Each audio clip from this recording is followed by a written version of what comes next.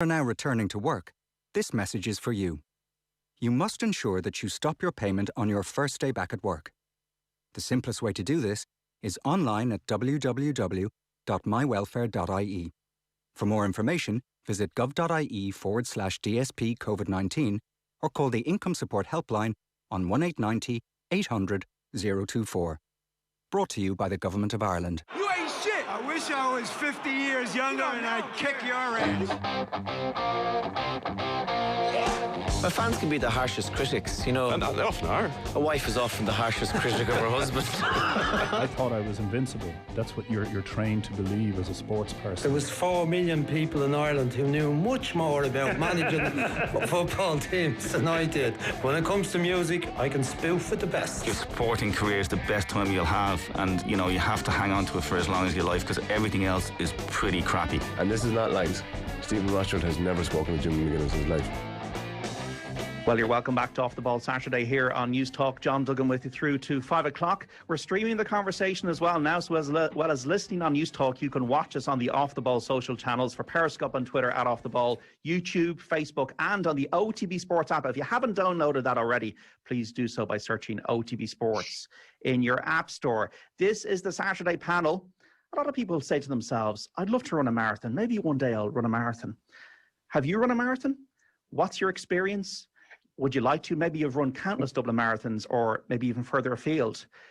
To get an insight into the art of marathon running, we're just absolutely thrilled to be joined by 3 Olympians, 3 people who've competed at the top of world sport over the next hour to just get their insights, their stories, their advice, probably most importantly. We're delighted to be joined by John Treacy, Olympic silver medalist from 1994, Los Angeles Marathon and CEO of the Irish Sports Council. Cork's Lizzie Lee, a former European cross-country team gold medal winner, and a runner in the marathon in Rio, the last Olympics in 2016. And Sonia O'Sullivan, the former world champion 5,000 metres runner who won the Dublin Marathon in 2000, just after claiming silver at the Sydney Olympics that same year. John, Lizzie and Sonia, how are you all doing? Very good. Mighty. Cork and Waterford here. No Munster hurling now, slagging over the next hour. Marathon running, the do's and don'ts. Lizzie Lee, the organisers of the bank holiday Dublin Marathon are hopeful. They're cautiously optimistic. They said this week that they're going to hold it. They'll know a bit more in June. Like, hopefully we'll be all vaccinated by then. But somebody who's never run a marathon before, what are the do's and don'ts in terms of preparation, diet, nutrition, all of these things that comes to getting yourself ready to run a marathon? Wow, that's a big one. Sorry. So I would start with a plan. And usually it's a 12 to 16 week plan. There are tons of them online, but Dublin Marathon themselves always put out schedules. What I love about the Dublin Marathon is they have the race series. So you can, and I did it myself as a newbie runner in 2006. I was only just starting to run. I was being coached by Maria McCambridge and Gary Crossan. And I did the race series during the summer. And I was just doing triathlons and, you know, fun, really fun running. And I found the structure of building up to the marathon by doing the race series really good to keep me focused and keep me motivated throughout the summer. So the first one would be find a good plan, a good coach, an athletics club, or just a group, because, and now we're allowed training groups of 15 again in a few days. Accountability is really one of the big principles of training. So if you have arranged to meet even one person and you have that date in your diary for that, you have a roadmap to get you to the marathon and you have the plan, you're much more likely to succeed than just going out for a run every Sunday with, you know, no watch and no real plan as to what you're doing, which is enjoyable. But if you want to do a marathon, you have to have your homework done or it'll be grim. So the real preparation is about the long term. Well, what's my goal and how am I going to get started? And really there's experts all over the country. There's groups, athletic clubs all over the country. Go to your local one, find somebody. Everybody knows somebody who runs. And that person will know more than you do about marathon running. They mightn't be an expert, but they'll know more and they'll know where to go and who to talk to just get started in terms of that goal plan for October bank holiday weekend. John, is there an art to this, as Lizzie's saying, this 26 miles to run a marathon? My advice to anyone that's planning on running the marathon, think about it again. And if you're really convinced you want to do it, then put a plan together. What I basically say is this: it's 1 foot in front of the other. There's no great theory behind it. It's just putting 1 foot in front of the other as effectively and efficiently as possible, right? And obviously, the training that you put in, and Lizzie outlined it in terms of following the plan, is that it's all about the training. There's one thing you'd say about marathon: you can't bluff marathon running, right? You could get away with a 10K, you could get away with a 5K. You won't get away with a marathon distance. It could catch up with you, and you don't go into it half-baked or carrying an injury. You have to be in absolutely perfect shape to get around and meet your objective or your goal or whatever it is. Like I used the kind of basis in terms of preparing for a marathon, and it was planned a year in advance. That was a program that I was working for all the time, and it involved a huge commitment. Like all of us were 5K, 10K runners in our day or whatever, right? And if you missed out or you had a poor run, you had another opportunity in a couple of weeks later. In a marathon, it's all or nothing. It really is all or nothing, and it's in a 5K or a 10K. You're putting your training in, and you'd almost always be positive in terms of what your time would be for a 5K or a 10K based on how your training is going. But in a marathon, anything can happen. Anything can happen. You can just implode, let's put it that way. So it is about, what most important is about putting in the work without a shadow of a doubt. There's no, you have to put in the work. You have to work hard. You have to have the discipline. You have to have everything that goes with it. I couldn't agree more than Lizzie in terms of do it with people and train with people. It makes training a lot more fun, a lot more enjoyable. And that was a key piece for me in terms of where I was training at the time, which is around Providence, Rhode Island, or Phoenix, Arizona. There was always people to run with, and that just made things easy. And I was one of the people that, in terms of training for a marathon, there was days where you'd run reasonably easy, and there was days you would really work hard, and the track workouts and everything that goes with that. So when you're training at world level, you're actually putting in a lot of quality track sessions, a lot of tempo runs.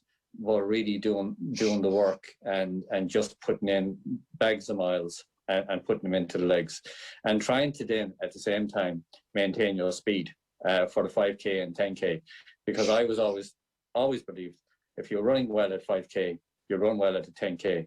And if you run well at 10K, you run a good marathon. So it was all that time, trying to keep the sharpness at the same time. And the marathon does take its toll. It just kind of knocks off that sharpness off you. And if you do one more, it just knocks off another little bit of sharpness. So it takes a while to recover. So I suppose if anyone is out there thinking about training for a marathon, is plan carefully, listen to your body. The body doesn't lie to you. It'll tell you if you're working too hard, and then you have to have the flexibility to back off and just say, I'll take one more day before I go hard. So it is about a lot of listening to your body, but actually taking the guidance as well, and just making sure you're not overreaching all the time. A lot of us would probably say, certainly we regretted doing one more workout because it backfired on us, but we kind of never regretted taking one extra day rest. And I think that's a kind of something that we can all learn from as well. When in doubt, run easy. That was always my mantra, and then you'd be ready to go hard again the next day. So it's about planning well, but it is really about working extremely hard if you want to get the best out of yourself. You've all progressed, Lizzie, from cross-country to the Olympics. John, yourself, twice cross-country world champion, to the track, to the Olympics and marathon. Sonia, yourself, you progressed as well. As we all know, such a brilliant track athlete. what John has said there and what Lizzie said, do you concur with it? Your advice, your experience of marathon running? Yeah, I agree with everything that John and Lizzie say. And, you know, I wouldn't consider myself a true marathon runner. I think, you know, it was one of those things. I was around at the time when people kind of thought you got to a certain stage in your track running and then it was time to move on to the marathon. And, you know, at the time, you know, I would have been running lots of long runs in training and it didn't seem like it was that much different training that you would do. And I probably didn't do enough different training to really, you know, be as good as I possibly believe myself that I should have been at the marathon. I didn't train properly for it. It was only because it's a very specific level of training that you have to do. Like the long runs are really, really important, but then even more important is doing long runs at the marathon pace and the pace that you expect to run. So, you know, I think when I ran the marathon in 2015 in Dublin, that was my best experience of running a marathon. And I was only running, you know, for fun and just for enjoyment. And I had set myself out a program and it was the first time I really understood what it took to train for a marathon. And that was at the level I was at then, not at like a high level. And I think that's what people have to do, is you have to be realistic with the level that you're at, and you have to train at the level that you're at rather than the level that you'd like to be at. And, you know, we'd all love to break 3 hours for the marathon every time we go out there, but it's not realistic. And, you know, you have to train realistic. And if you don't train realistic, then you're not going to get to the start line. So you really have to be patient and take your time and not worry about, you know, the thousands of people that are going to be around you on the start line. You have to think about what you can do, not what they're doing.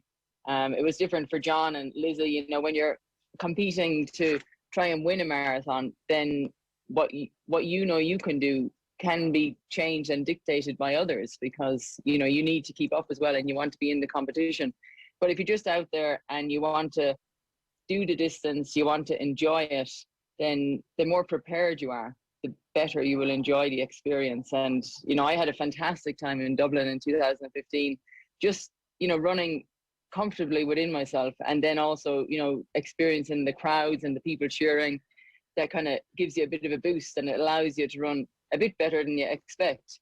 But, you know, the key is to enjoy it, and it's going to get hard at some point, but, you know, you want to push that out as long as possible. And so don't go too fast at the start, and be patient, and, you know, just, you know, take your time is the key with the marathon. Your experience in Rio then in 2016, Lizzie, you're 36 years of age, you've already given birth. It's hot. It's a race with Fionnuala McCormick and Breach as well. Connolly, you had it with you as well in the race from Ireland. How did it go? What were your emotions like? What were you thinking during the marathon? Oh, just get to the finish line. It was roasting. So we were unfortunate because the men actually, I don't know if anyone remembers, Meb fell over the finish line. He slipped because it was so wet. It was cold. We were on a week before and it was roasting. It got up to 33, 34 degrees, but it was 92% humidity. So the way I would treat anything is control the controllables, right? So there's certain things that were going to be outside of my control for Rio, for example, and one of them was the heat. I couldn't control the weather on the start line, but I could control my response to it. I could do my homework around it. And that's the real big thing about the marathon. And John said it, he nailed it. You get found out in the marathon. Every little thing gets so...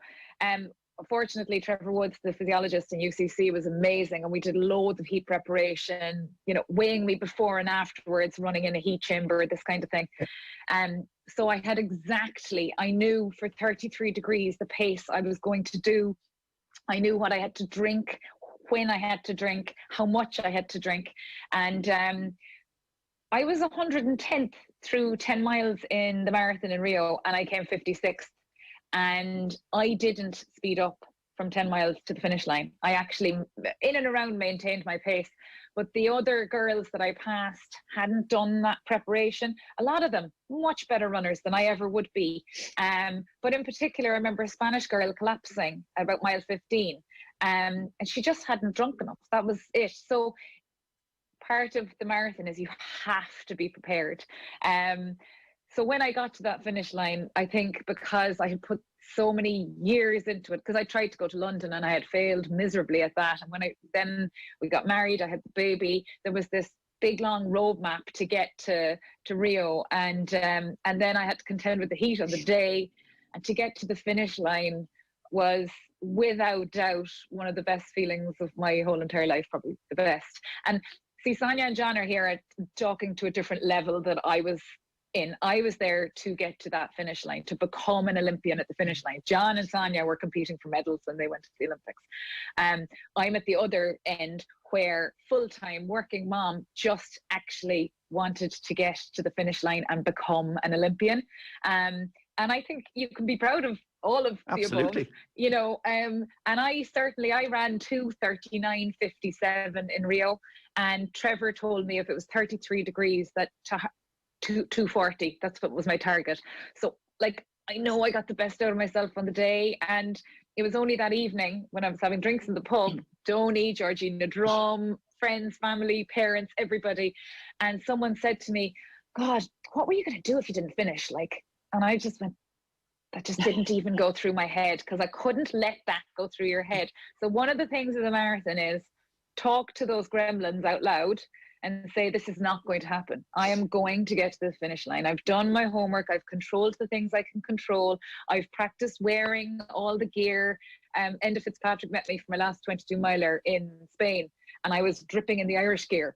And we practiced the bottles and everything before I flew out to Brazil, because you go to that level of detail. You wear the socks, you wear the runners, you practice the bottles, you practice everything, so that nothing is to chance, because you can't bluff a marathon. You just can't. Talking to yourself, Sonia, did you talk to yourself much in a 5,000 metre Olympic final in Sydney versus talking to yourself in a Dublin marathon? I did. I mean, in the marathon, you have to be very disciplined, you know, and you have to hold yourself back. I think in the 5,000 meters, you have to be a bit more alert, and you have to be able to react to whatever's going on around you.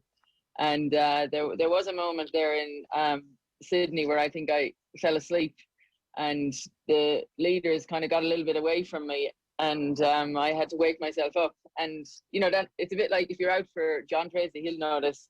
If you're out for a bike ride sometimes and you're riding along and somebody comes past you, they kind of wake you up, you know, and then you think, geez, I better get going here. And you pick up the pace again. So I think what happened to me was Jo Pavey was in front of me, and I had raced against her a lot, and, you know, rarely would she beat me. And I thought, hang on a second, what's going on here? And all of a sudden I thought, I got to get myself back into this again. And, you know, you can forget you can be distracted by a lot of things in an Olympic final. You know, there's a lot going on around you, and I had to re-engage with the race and get myself back into the position so that I was, you know, where I needed to be when it came to one lap to go. And, you know, it all happens very quickly. I don't think it happens so quickly in the marathon. You know, there's a lot of thinking time there. I mean, for me, the marathon, I think the thing I liked the most was the training. The training was fantastic, and just getting ready. And every time I stood on the start line, and I think I did 6 marathons. Every time I stood in the start line, I would question myself and think, why am I doing this? You know? Oh. And I had to remind myself that, you know, you trained for this and you wanted to do this. So, you know, get out there and do it now, and, you know, take responsibility of getting a result out of, you know, all the hard work that I've put in, and all the, you know, family and friends and coaches who've been there and helped me and supported me. Like, you owe it to them as much as to yourself to go out there and to deliver a result. I was watching your marathon from '84, John, on YouTube a few months ago, and I was thinking of all the people back in Ireland back in the mid-'80s when it wasn't the wealthiest country in the world, looking at this exotic Los Angeles. And it was a complete leap into the unknown for you, John, because it was your first marathon. It was. But again, Lizzie touched upon it. The homework was done. I had been kind of secretly training for the marathon all winter long, and I'll just tell you a couple of stories about it. Sure. Probably around May, before the Olympic Games, I I went to a half marathon and a very hilly course around 65 minutes, and then kept going for until 20 miles. So I was kind of preparing myself. I was doing the long runs, and again, as Lizzie said, it was a very hot Los Angeles. But I had been in Rhode Island as during the summer, and it was really extremely hot in Rhode Island during that summer. And I was out running my 25-mile runs, my 26-mile runs, my 29-mile run was done at over 90 degrees the whole way. So it was the preparation in terms of getting acclimatized. And I had a bunch of runners that helped me in terms of those. Some would do maybe the first 18 miles, and then someone would jump in and do the last 10 miles with me. So I had colleagues that were willing to train with me and do it in ungodly hours so that we could get the training done. So it's very much a team effort, but it was really around preparation. And when again Los Angeles went out to the starting line that day, it was very hot, and I just sheltered before the race, and the race starts off, and we talk about it, is the first water stop is the most important, and the second most important water stop is the second water stop. So really I kind of worked on that basis, get as much water into you as you possibly can take early on, and keep the body temperature down. And that was where we worked at. And then really I found myself up around 10 miles with the leaders without really any great effort, because I was used to running much quicker per mile than the marathon pace. So the track times that I had done in that summer had stood to me. And then when the real race progressed into 18 miles, 20 miles, and the pace picked up, I was ready for it. But then it was just kind of grin and bear it and put yourself through it. And it was, for me, going into that race, it was going to be medal or nothing. And that was the way I approached the race. I was either not going to finish or I was going to get a medal. That was simple as that. And I was willing to put myself on the line. But I had the confidence, and I had the training done. I was ready for the heat, and I was ready for the heat of battle. Psychologically, I was ready for it as well. And that's an important piece.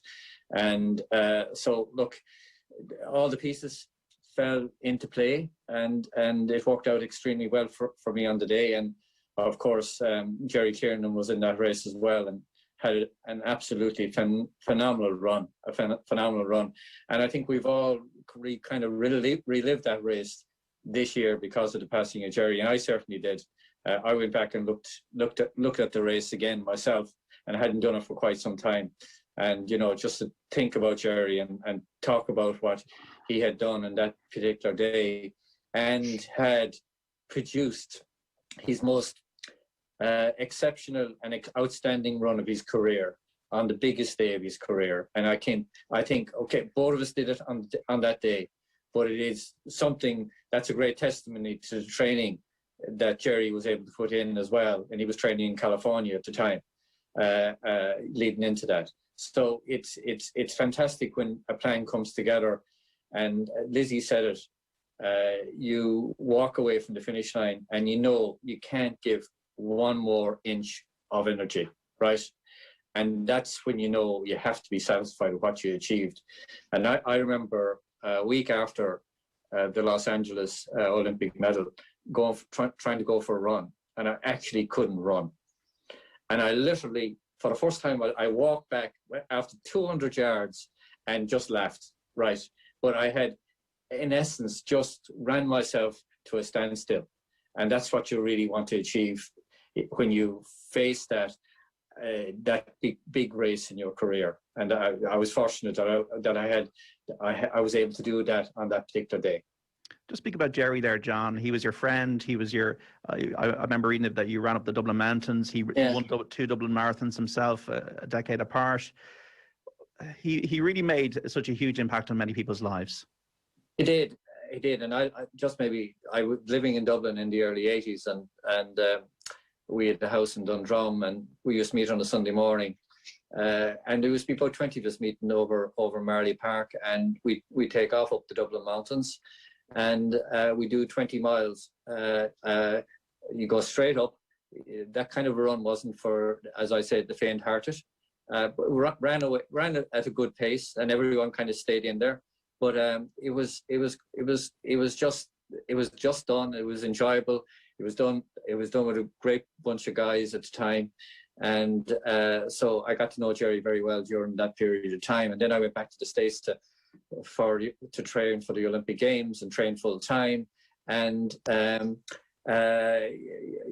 it's just I suppose we've always come together.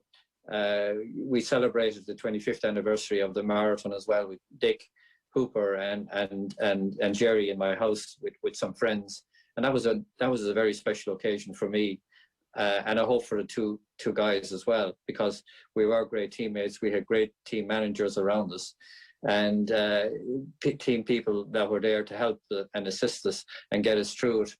And I suppose what I've always said, and I've always met loads of people and students and pupils that were taught by Jerry. And to a pupil and to a parent, they said he was the most outstanding teacher they ever came across. So he gave his heart and soul to his pupils, and then, of course, his athletes that he trained. He put everything into them as well, and was totally and utterly committed to his athletes that he trained, and hugely dedicated. And I think we all heard Ciara McGee speak about him, and the emotion in Ciara when she spoke about him, and the love she had for him, and that filtered right down to all the athletes that I met after Jerry's passing. They just couldn't speak highly enough about him. A great man and totally and utterly committed. And he kept us all amused in terms of his stories. And he was very well read, and you could have a conversation with Jerry on anything. Yeah, you shared a studio with him, Sonia. He was a coach, he was an educator, and he was very authentic. Yeah, and he brought his work to the studio as well, and he showed us all how to prepare and how to be ready to work on TV.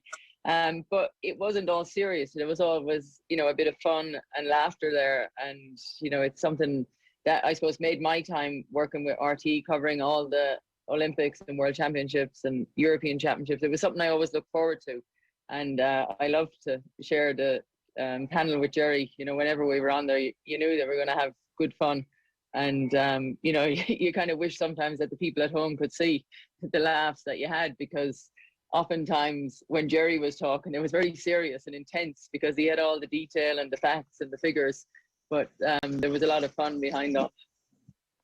We need people like that in our corner when we talk about our own sports like athletics. You need people like Jerry. That he was great ambassador for the sport, Lizzie.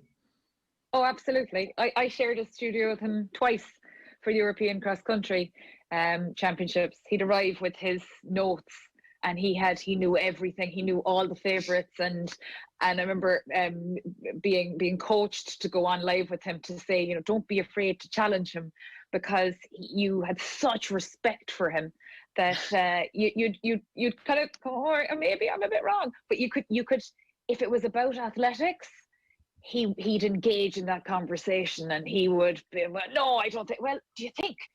And he wanted to talk. He loved athletics. I mean, it was everything to him. He just adored it, and he was so passionate, and he was honest. And to that point, obviously, I've been away on championships with John Travers, Ciara McGee. I mean, and they couldn't speak more highly enough about Jerry, and just his complete passion for athletics and for people.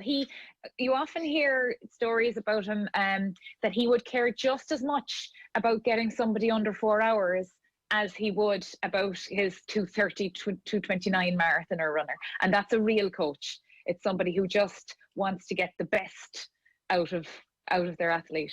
And as Sonia said, you would have the crack with him, but when it came to the on-screen bit, he got serious because athletics was so important to him.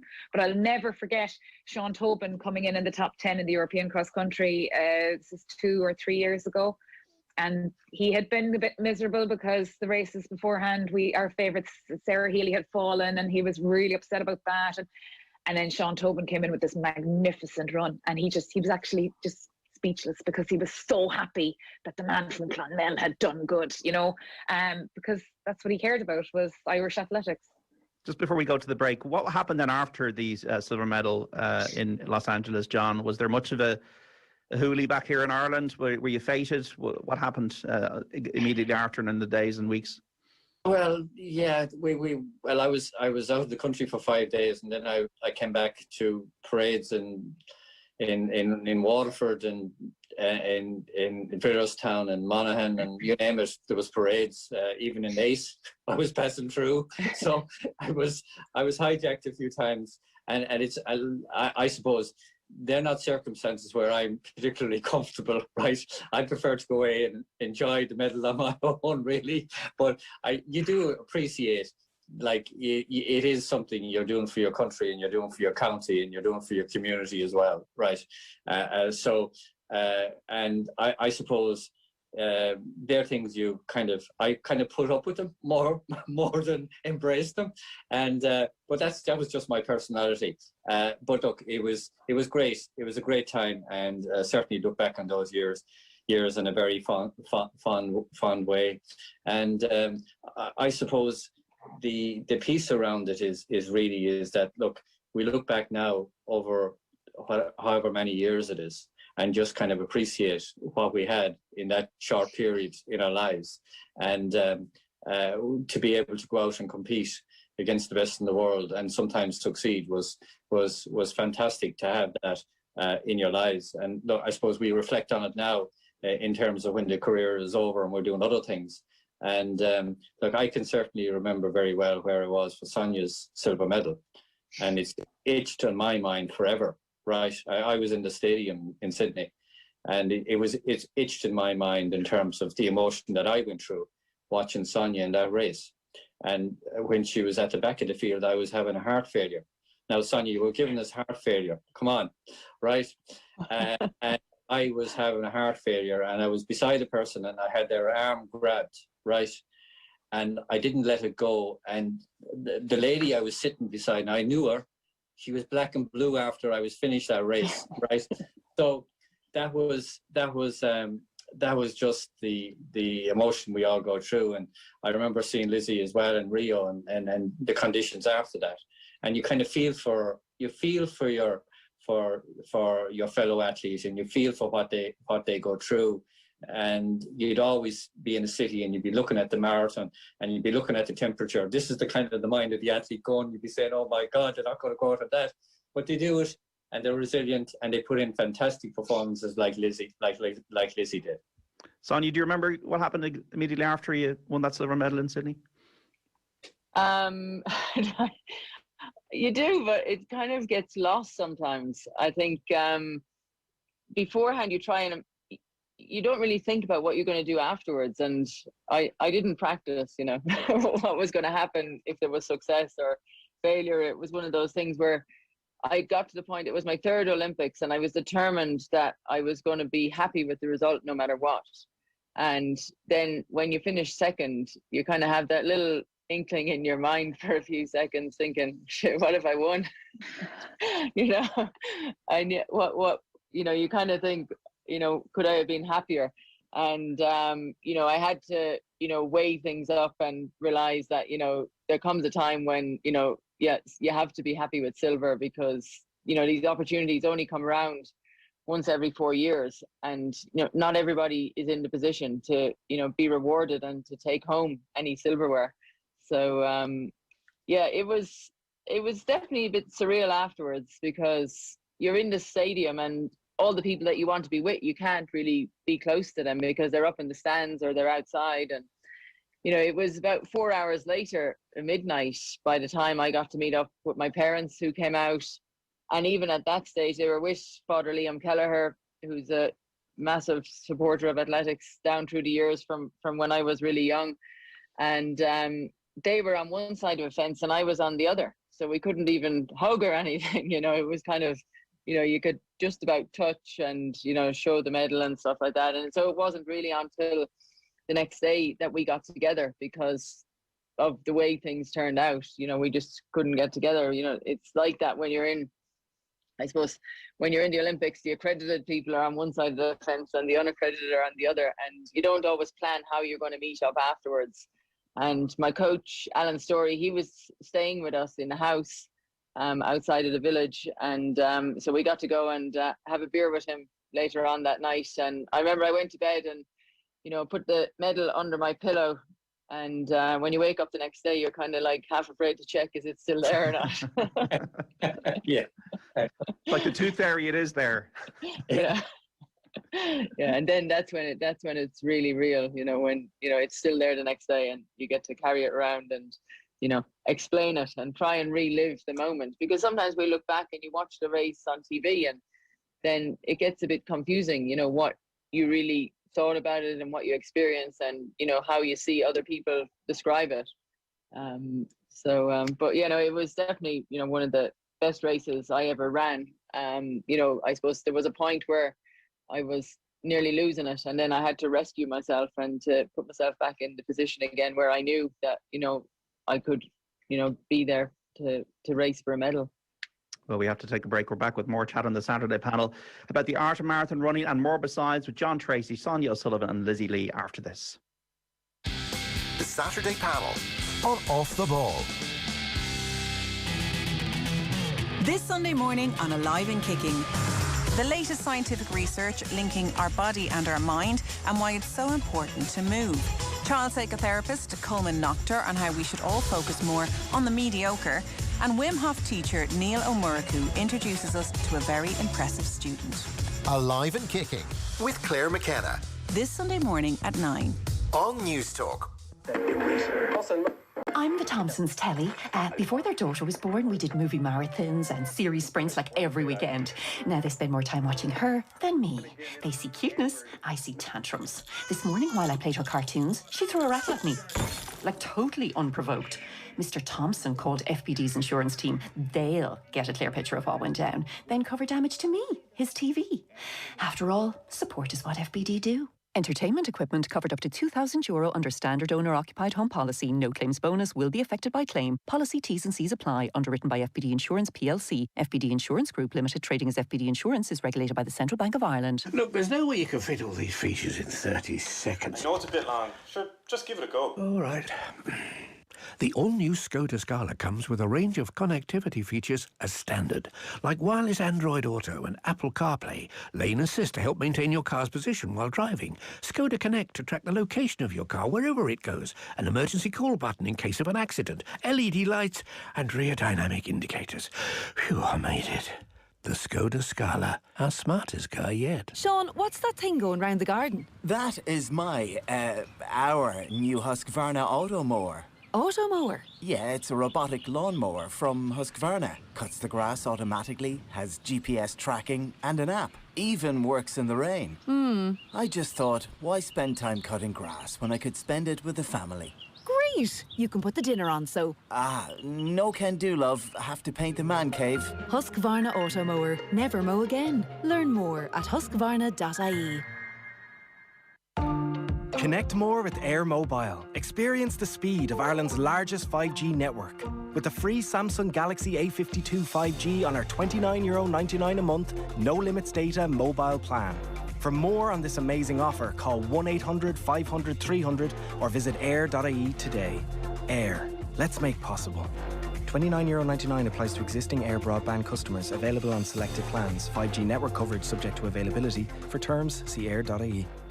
From Monday, May 10th, we will continue to build our recovery with the reopening of our economy and society through the further easing of restrictions. This includes travel outside of our counties, the reopening of our hairdressers, and our shops opening for click and collect with full reopening on May 17th. Our galleries, museums and libraries will reopen, and our churches can now welcome people back. Ireland's vaccination programme is making good progress, giving reason for hope.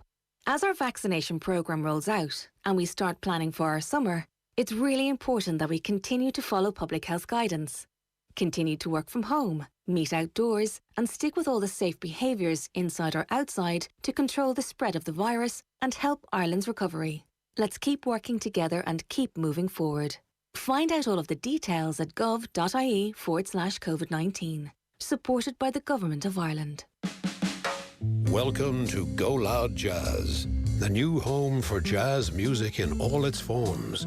Big band, bebop, smooth, and everything in between.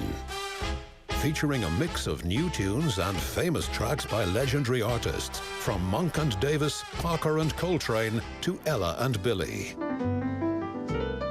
Go Loud Jazz. Fascinating rhythms. Download the Go Loud app now for free. Go Loud. Podcasts, radio, and music to your ears. As construction reopens, testing is vital to ensure building sites remain open safely. At MyBio, the award-winning Irish pharma company, our rapid antigen test takes just 15 minutes, and COVID results are available on the spot. MyBio's rapid antigen test is inexpensive, highly accurate, and best of all, easy to use. So, for peace of mind as your team gets back on site, order your MyBio rapid antigen tests now, with next-day delivery at mybio.ie. Love food? Treat yourself this summer to a midweek 3-night gourmet dining break at the Clifton Station House Hotel, Connemara. Delicious food prepared by our award-winning head chef each evening and breakfast each morning. Indulge, relax and unwind in glorious surroundings. See cliftonstationhouse.com. Across Ireland. This is the IMRO Radio Awards National Station of the Year. This is News Talk.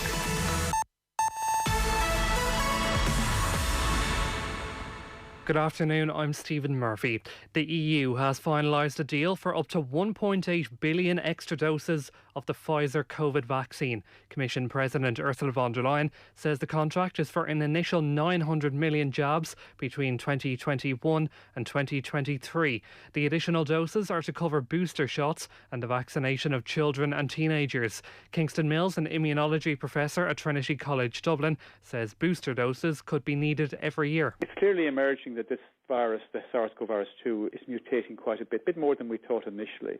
And the consequence of that, the virus is escaping immunity generated by the vaccine. So in order to take care of that, what's going to happen is people are going to have to be boosted periodically with new versions of the vaccine. And that happens with flu. The recruitment and retention of staff is proving to be a huge strain on businesses ahead of next week's reopening, according to one Dublin employer. Personal services are allowed to return on Monday, along with click and collect, while retail will fully reopen the following week. Sam Donnelly, who owns 7 barber shops in the capital, says a black market has emerged in the industry over the past year. And what that has led to is an awful lot of people within the industry building a fairly robust client list.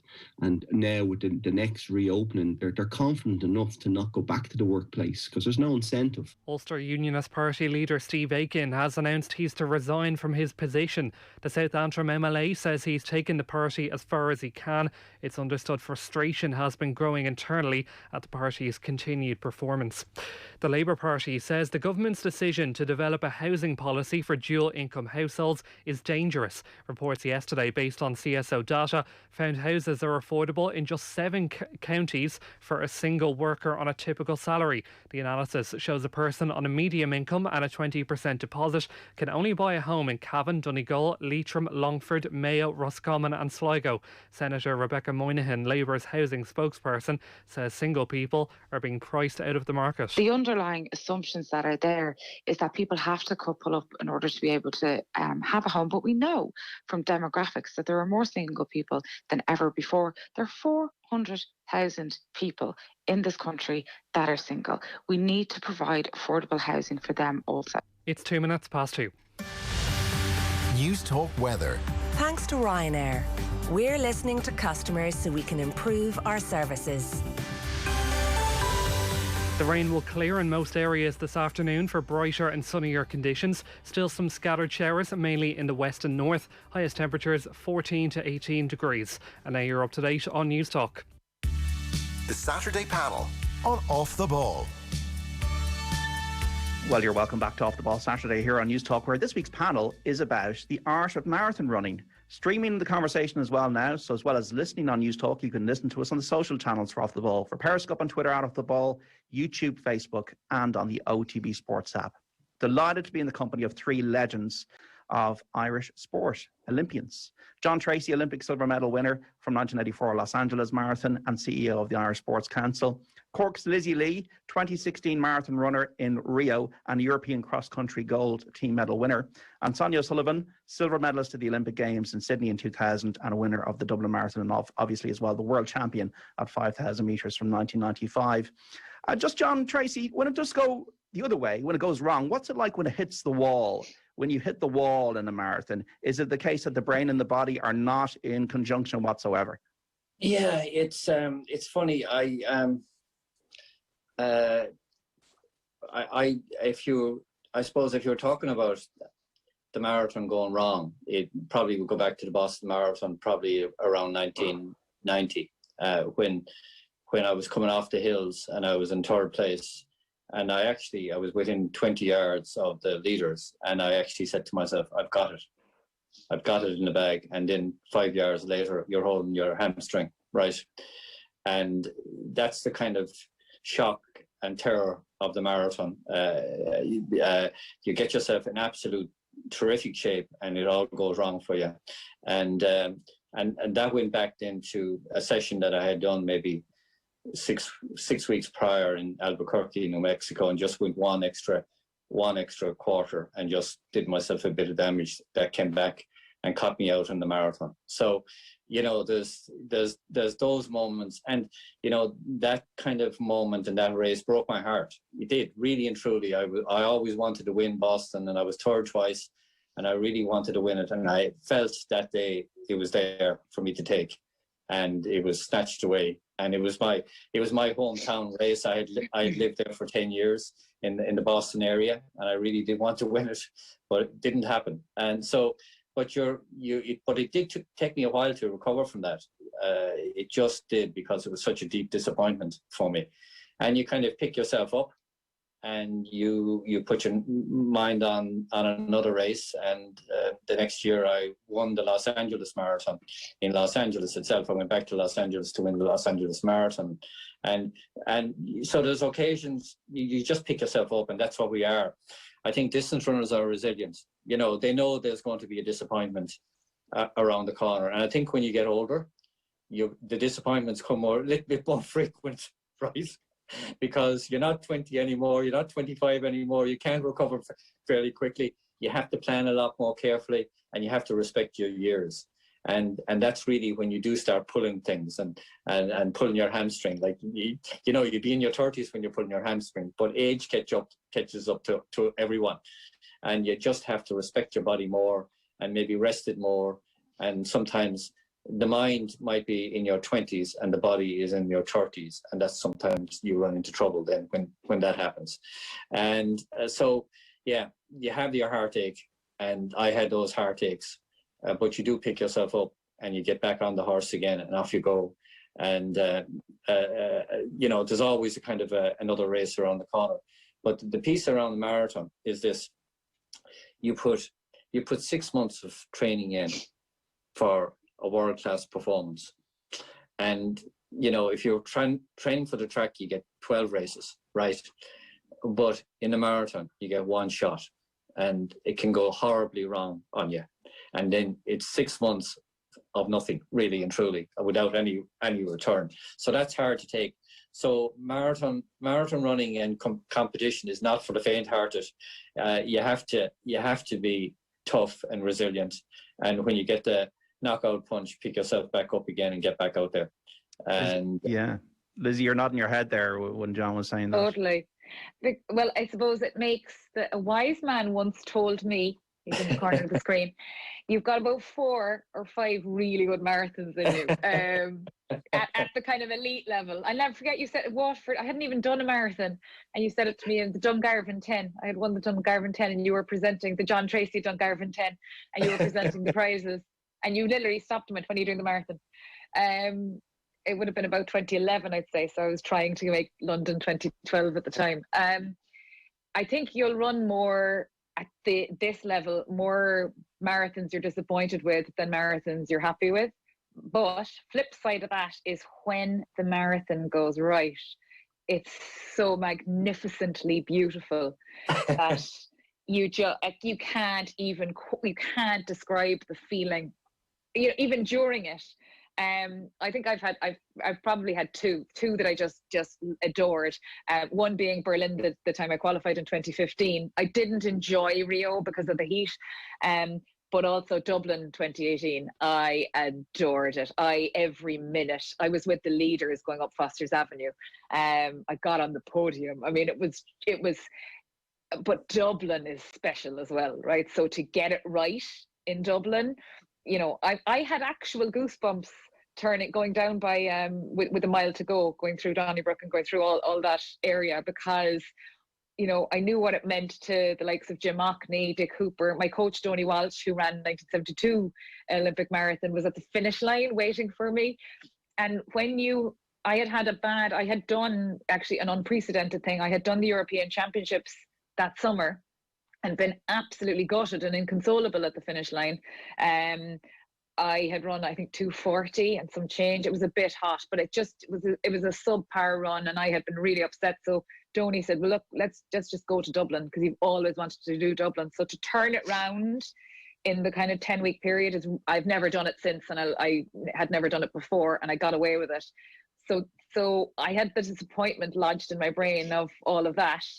So then when it went right, it's just so superb.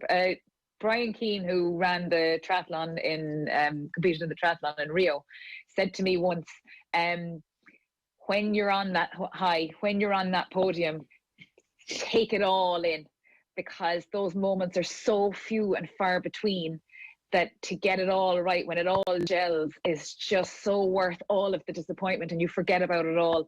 And I think with the marathon in particular, when you get it right, when you get that PB or that medal or that placing, it's just, you can't describe it. It's just like, another place of euphoria. It's just brilliant. We're speaking to Lizzie Lee, John Treacy and Sonia O'Sullivan about the art of marathon running and obviously other issues in athletics. And you're coaching at the moment, Sonia, in the United States. I am, yes. I've made a bit of a leap of faith here, I think, to do something different. I think I was getting bored with, not being able to travel and go places. And then this opportunity opened up for me. So I'm helping out with a team out here. And we're at altitude at the moment, training in Park City in Utah, and just up here a couple of days. So, John, you'll know all about those first few days of altitude. And I was told yesterday that the first 3 days, you get that altitude high and you're so excited to be somewhere where it's nice for running and activity, and you try and do everything, and then you crash. So I've had a good few days, but the running is definitely tough up here. And a lot of marathon runners would use altitude training as part of their training to get really fit and strong, in the weeks leading up to a marathon.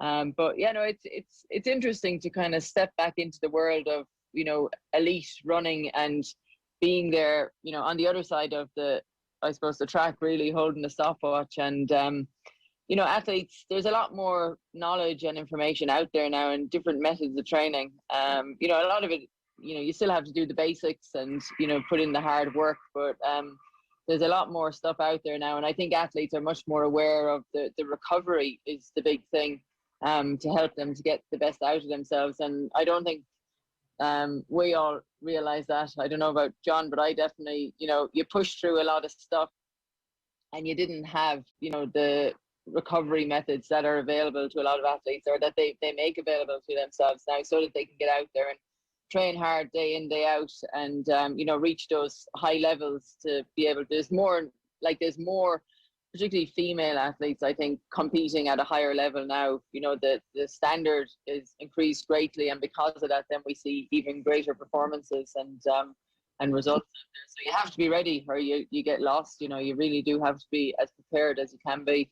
And all sights are firmly set on Tokyo, and I think with the recent announcement that all countries are going to be given vaccinations, I think that makes it even more realistic that things are going to happen in 3 months' time, less than 3 months now. something you'd welcome, John, as well, that news that came out this week from with Pfizer and the IOC? Yeah, it's great news, and we're delighted that Pfizer has stepped up and agreed to do that. And look, we would feel for our athletes, because obviously the athletes are going away to prepare in other countries and race in other countries, and they go to these environments where people are not as careful as we are in Ireland. And we would have found that a number of athletes picked up COVID by going to countries and picking it up, and again, they're putting themselves at risk.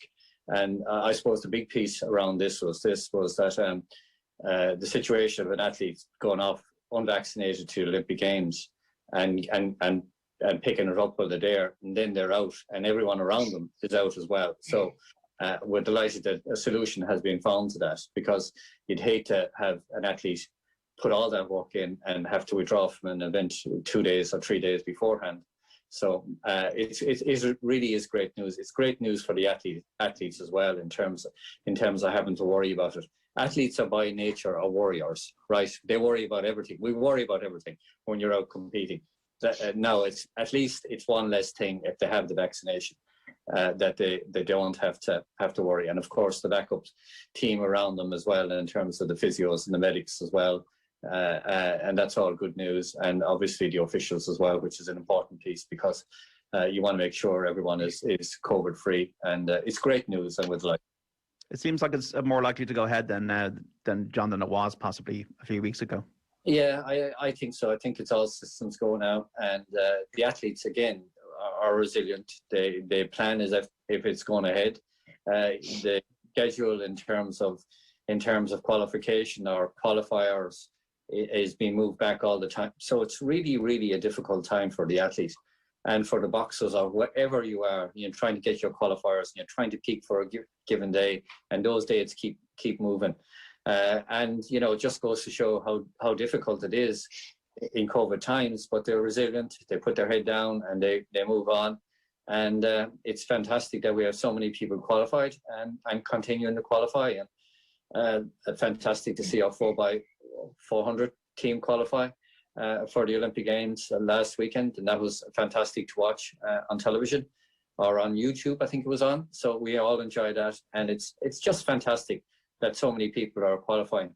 But very importantly as well, a lot more sports are qualifying with quality performances, and that's the system operating and working, and more sports qualifying, more athletes getting the qualification, and we'll have a sizable team, and we'll have a large number of sports there as well, and of course the Paralympians as well, which is even more difficult. And obviously the Paralympic athletes will be vaccinated as well, and that's just fantastic news for everyone.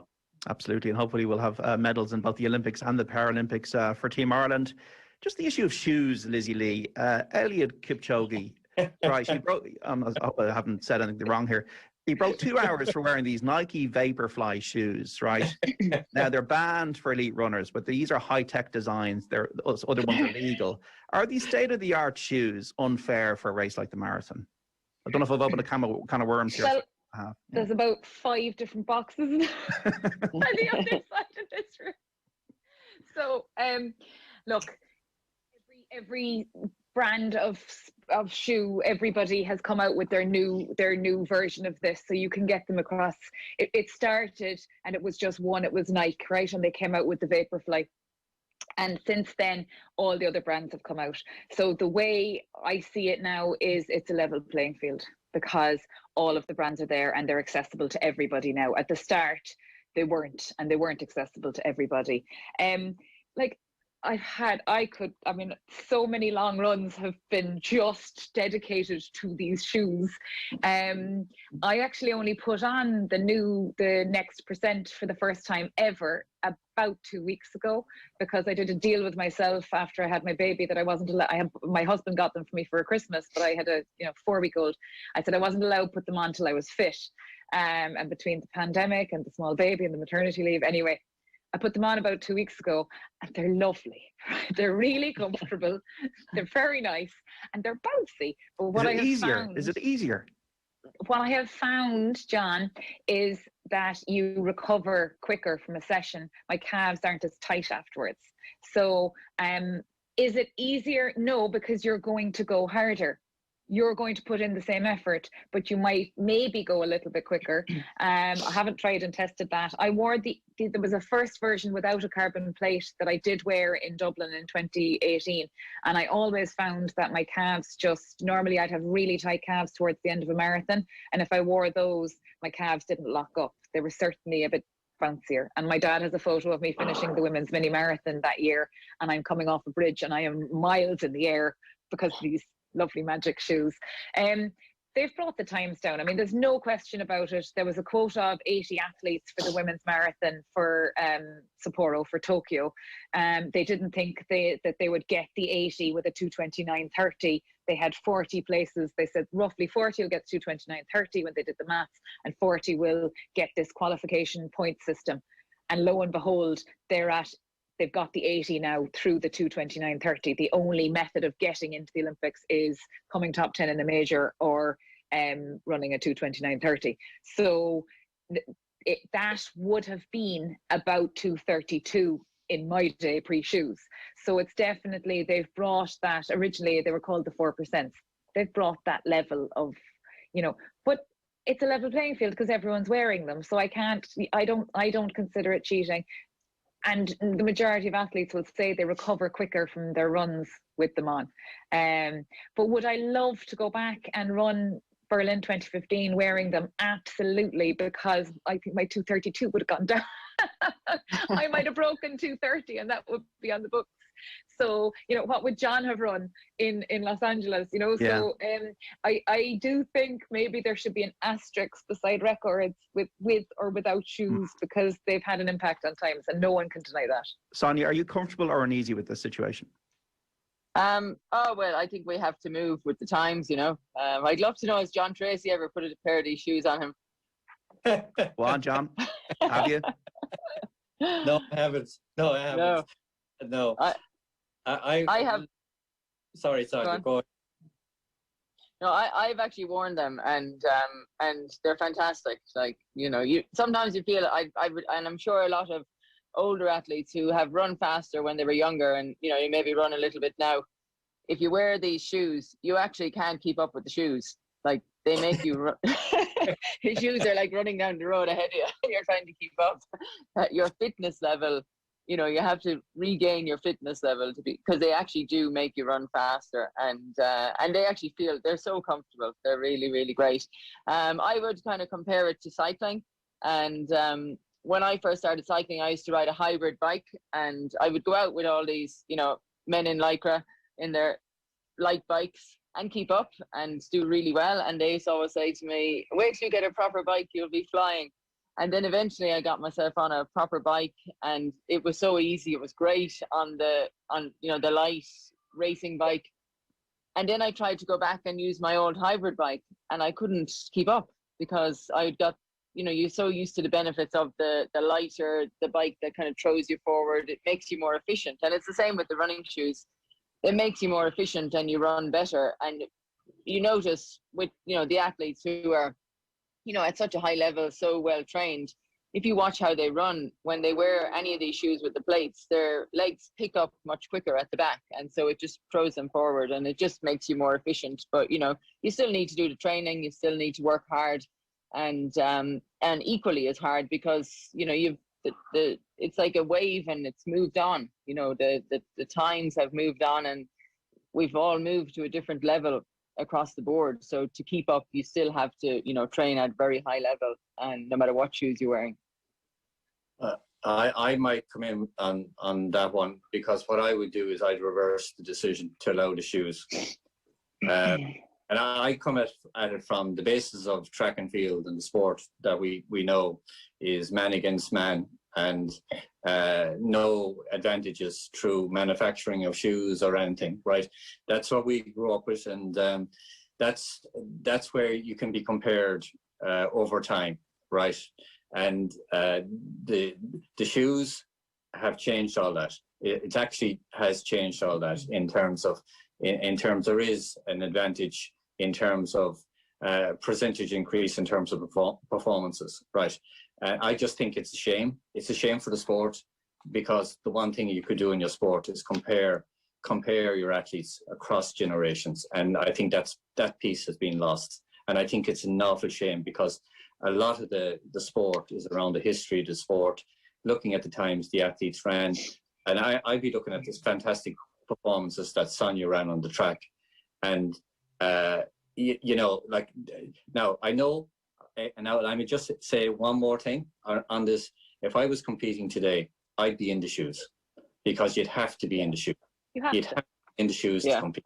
And there's no doubt, if you're an athlete, you have to be in those shoes. I'm sorry, right? It mightn't be what you want to do, but that's what the World Athletics allow you to do. So that's what you would do. Okay. I would agree with John in that, you have to be in the shoes now, and so you have to move with the times, but you can't compare the times now to, previous generations. That there is definitely an advantage. And so because of that, it's more important to look at the race rather than the times. And I think the times are nearly irrelevant now, because they're changing so often that, it's not a novelty anymore. It's kind of like every time somebody goes out, they run a fast time. So it's not exciting anymore to see people run fast. It's more exciting to see a competitive race and to see people competing against each other and not worry about what's going on the clock. Just before we wrap up in this amazing conversation, Sonia O'Sullivan, John Treacy and Lizzie Lee, PE in schools. We had on Taoiseach Micheál Martin in the studio with Joe Malloy during the week, Lizzie, and we were going through the statistics. France, about 108 hours per year of PE, Austria 102 hours, Portugal 90 hours, Ireland 37 hours per year, the fourth worst in Europe, especially in primary schools. Can we develop better solutions for this? Because this, to me, seems like a public health issue in the next few decades, a bit like smoking. If we have unfit children and sedentary lifestyles, and we don't have a grasp of this situation, which is, I was in Rio, I was lucky enough to be covering the games. All I saw in Rio was active people. Now they've got the weather, to be fair to say that, but they were active, they were running, everybody was out. It's something that we need to address, I think. Oh, absolutely. So I'm a mother, a 6-year-old, a 3-year-old and a 1-year-old. So I have a senior infant in school. She's in a wonderful school. They do the Daily Mile. She's actually being coached by her daddy in GAA right now, which is why my house is so quiet. They're all gone. My mother has the other two. But yeah, it's definitely a problem. And a lot of it lies with the parents. Monkey see, monkey do. If the parents get out and the kids see the parents active, certainly it needs to come from the top though as well. I mean, it needs to be a priority in the education system, because, I'll never forget when I was in 6th year in school, a report was published, and it was the Minister for Education, who I think was Micheál Martin at the time, who came out and said that they had seen that leaving certs who played sport performed better in the leaving cert than those who didn't, because they had to be organised and prioritise and everything. And I remember I used to have basketball at lunchtime on a Saturday, so I used to get all my homework done on Saturday mornings. And I think there needs to be that it's not just good for you, it's good for everything. It's all encompassing. We talk about wellness and mindfulness. Well, physical education is just so important, and it's easy to do with the kids. This is where the frustration, where I get frustrated. It's so easy. I mean, I see them down there, and they go round, they take the kids for a Daily Mile, and it's just around the block, and they have to have 3 teachers around the block, and they watch them all, and and it's brilliant, and the kids are so excited afterwards. It has to be fun. Everything with exercise has to be fun for kids. You make it too serious, they're just going to balk and not do it. And, you see that with the attrition rates for kids, but girls between primary school and secondary school, they walk away from the sport because it's not cool, or they're embarrassed, or it gets too serious and they just not up for it. So it has to be made fun. But those hours for PE, that's bad. No one can stand over those and say, yeah, we're prioritizing our kids' health and well-being. We're not. And you can see it. And as you said, other countries, it's just the norm. It's just what happens. So why are we not following suit? Why are we not putting that investment into it? Because it'll pay off in dividend. It'll pay in spades in the end, because we'll have a healthier population. will keep people out of hospitals in the next few decades. Exactly my point, yeah. Yeah, why can't we have like officers going round, as Joe was saying to Micheál Martin, like into schools, PE officers, and that it's not all down to one teacher in primary schools, John. It seems like a thing that is a simple solution, and obviously there's politics involved, all this kind of thing, but it has to happen. It's an actually an urgent thing. Yeah, look, I think I heard Micheál Martin, and obviously it's something that we would have been advocating for many years around PE in school, and the need for it as well, in terms of having that time during the course of the school day, where it's an integral part of the school day, and it's as important as the reading and the writing and the math. Right, it is, because what we're doing is teaching children life skills. Now, I think the piece that really, and it's really important in primary school and secondary school, the piece that's really important here is the non-sporty kids, right? The sporty kids get lots of opportunity, and the sporting organisations have stepped up and filled the vacuum and gone into the schools and getting the kids out participating. But for not everyone can kick a football or hurl so for a lot of children, they're not really competitive, and they don't want to be in the competitive aspect. But that's not what PE should be about. It should be about learning the skills so that they can gain confidence, so they can participate in any activity or sport that keeps them physically active. And I think that's an important piece.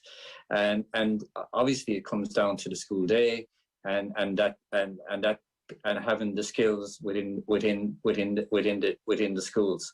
But I agree, it is real for us. It's a real priority in terms of sports policy, and it's beyond. Obviously, it's the Department of Education in terms of responsibility, but in terms of the health of the nation and teaching, you have those skills forever that you learn in primary school and secondary school. But again, what I would actually say, and I'll touch on it, Lizzie touched on it, the parents. You know, we see so many cases of parents writing notes to get the kids out of PE and all that type of thing. Like, parents do need to lead by example as well. And so it's a combination of the system and the parents as well, in terms of making sure the kids are getting the physical activity and the children are getting the physical activity during the week. But look, I totally and utterly agree. The hours in primary school particularly are inadequate in my view. And Sonia, your daughter Sophie's doing so well at the moment, and we saw you in Sydney. We want to see the next Sonia O'Sullivan in the next 20 years or 30 years, and that's only going to happen if we up our game in terms of younger people, whether they have ability or not, getting more active.